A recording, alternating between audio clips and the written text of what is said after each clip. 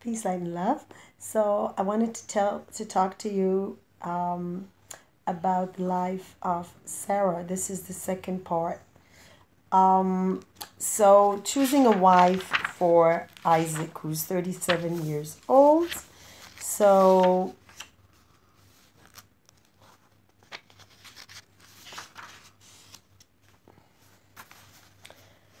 as we said, that Abraham is sending his slave, and God tells him not to choose for his.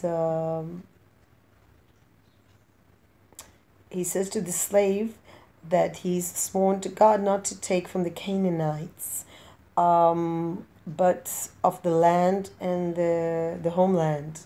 You have to go get a wife from there.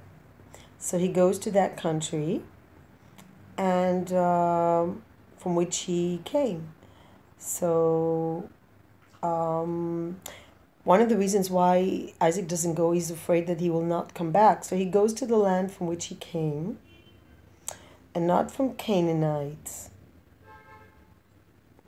And he takes 10 camels, he goes to the well, and then he sees this girl, and she's giving water to him and the camels. And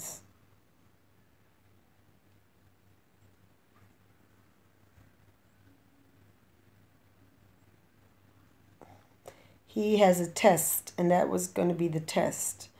And then he sees that this girl is happy to help him with this task of giving water to the camels. So actually, he chooses a wife, not from the Canaanites, but from his own people.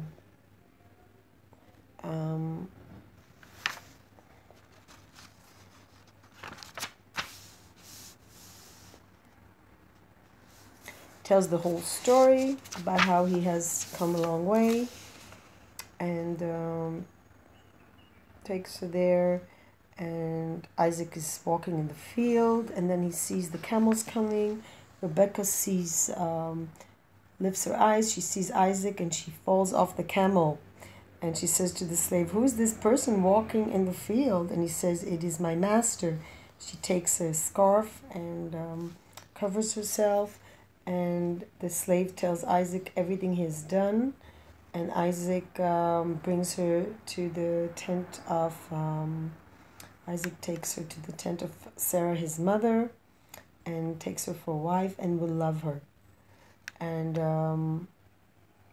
to comfort after his mother. So it's a cycle of life, and it's very interesting. First, it says the verbs are, he brings her to the tent of his mother, he takes Rebecca, she becomes his wife, and at the end it says he will love her. He loves her. So according to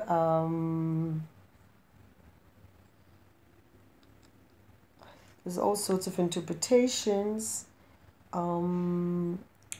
but basically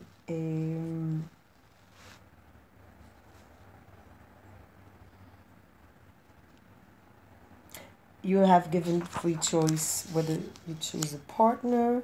And the other matter of these verbs, it's quite interesting. It's something to look into.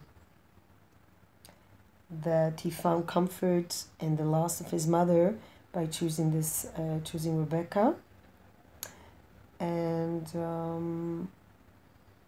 she covers herself in a way of modesty. You can see the qualities of Rebecca, the way she behaves, the way she gives the camels water, the way she's modesty. These are qualities that you want to have in a partner.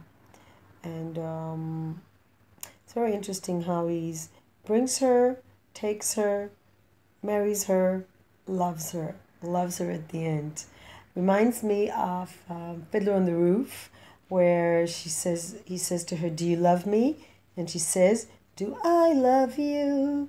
For then I washed your clothes, da, na, na, na, na, na, na. Like she tells all the things she's done for him. And so love comes at the end, I think. After you do things for each other, then comes love. Love is a more of a, in modern lifetime, we think, everything starts with love. You fall in love, and then everything comes.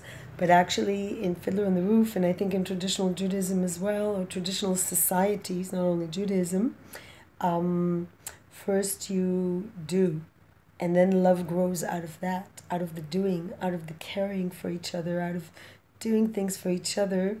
Love can grow. And I think that's a really beautiful way of interpreting it, that love is not something that we start with, but it is a result.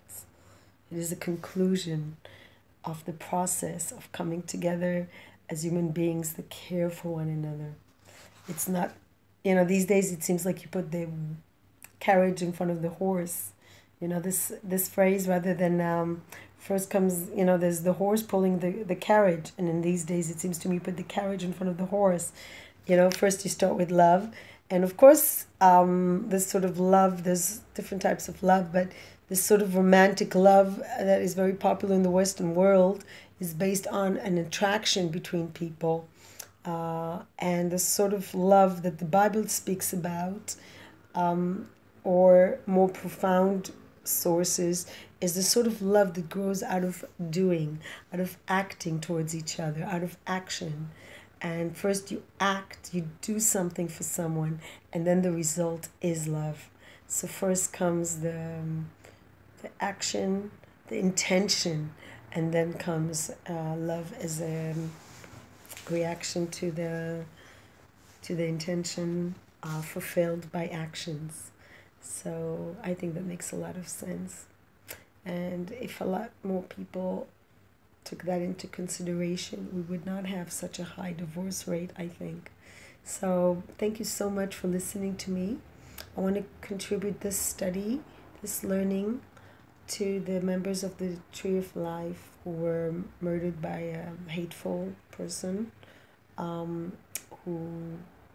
tried but did not succeed to cut down the tree of learning, the tree of life, and the tree of life will grow again after those dear members.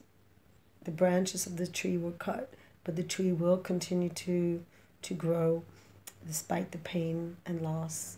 And I wish the congregation a lot of power to overcome the hate in a very difficult time. And I hope that by studying the Bible, people find strength into deeper meaning of what life is about, what is life about, what is the meaning of what we do, and how you go, for instance, how do we choose a partner, how do we live our lives. And I think the Bible can indeed hold a lot of meaning and explain a lot of things to us if we are able to open our minds and not to be stuck with very traditional interpretations necessarily, but able to integrate old ideas and new ideas, see the depth of meaning of the Bible as guide to life, as it should be. So with these thoughts in mind, I wish everybody a good week, and take care of yourself, and much strength, and for all the people that have to make decisions in election time, please choose peace, light, and love.